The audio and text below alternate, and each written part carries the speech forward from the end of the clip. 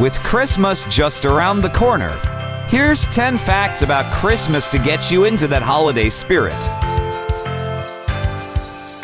Santa Claus's reindeer are said to pull a sleigh through the night sky to help Santa deliver gifts to children on Christmas Eve.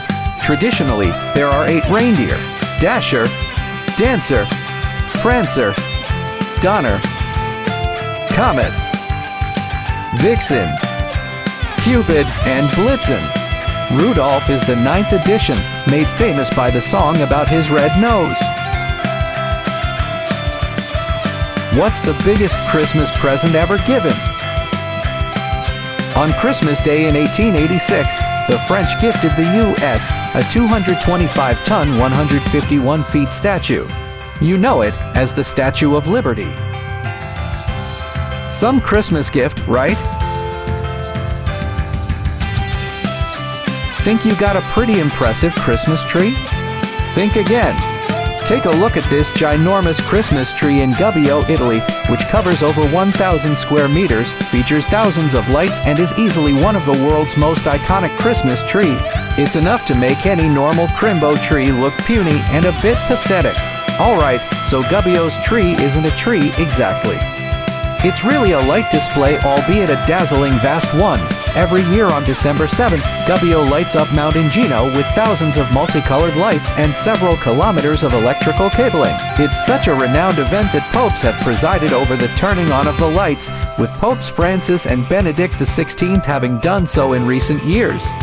Gubbio's been lighting up Mount Ingino with its tree since 1981, and it can be seen from up to 30 miles away.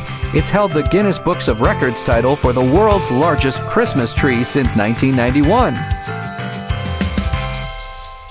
Something incredible happened on December 24, 1914. The Christmas Truce of 1914 has become one of the most famous and mythologized events of the First World War. Soldiers from both sides stepped out of their trenches to venture into no man's land on Christmas Eve and Christmas Day to mingle and exchange food and souvenirs. There were joint burial ceremonies and prisoner swaps, while several meetings ended in carol singing. Men played games of football with one another, creating one of the most memorable images of the truce.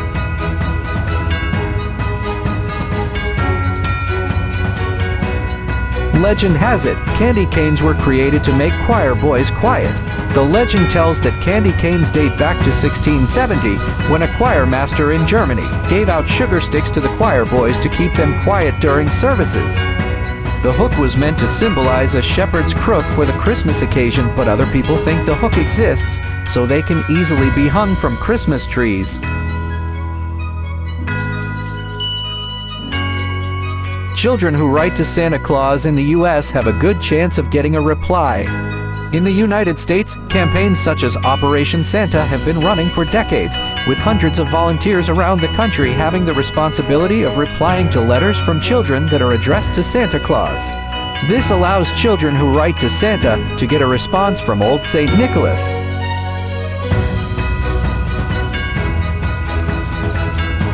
Celebrating Christmas used to be illegal in the US and the UK.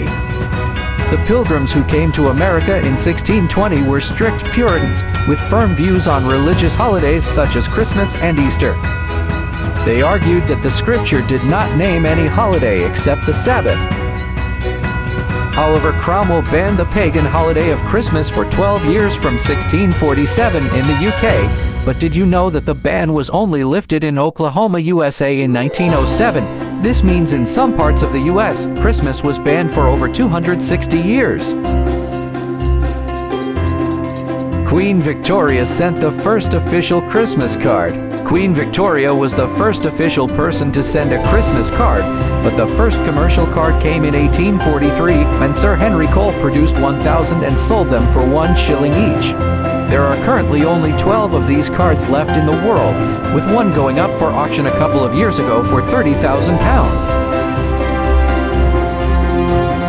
According to the blog, Email Santa, Santa Claus is 1,751 years old as of 2022. In fact, the origins of Santa Claus can be traced all the way back to a monk named St. Nicholas, who was born between 260 and 280 AD in a village called Patara, which is part of modern-day Turkey.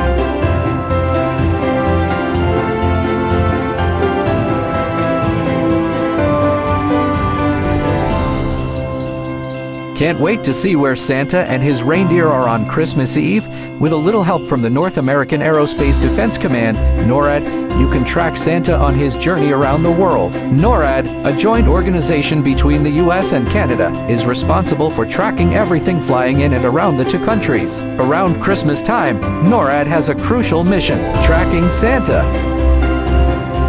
It's a tradition NORAD has carried out for over 60 years that started accidentally in 1955. That year, a young girl called the Continental Air Defense Command Operations Center in Colorado Springs thinking she would speak to Santa after seeing an ad in her local newspaper. Air Force Colonel Harry Shoup, the commander on duty that night who answered the child's phone call, was quick to realize a mistake had been made and assured the child he was Santa. After more incoming calls, Shoup assigned a duty officer to continue answering calls, and a tradition was born. Each year since, NORAD has dutifully reported Santa location on December 24th to millions of children and families across the world. Thank you so much for watching. If you enjoyed this video, please take a moment to like, subscribe, and ring the bell to be notified of our next video.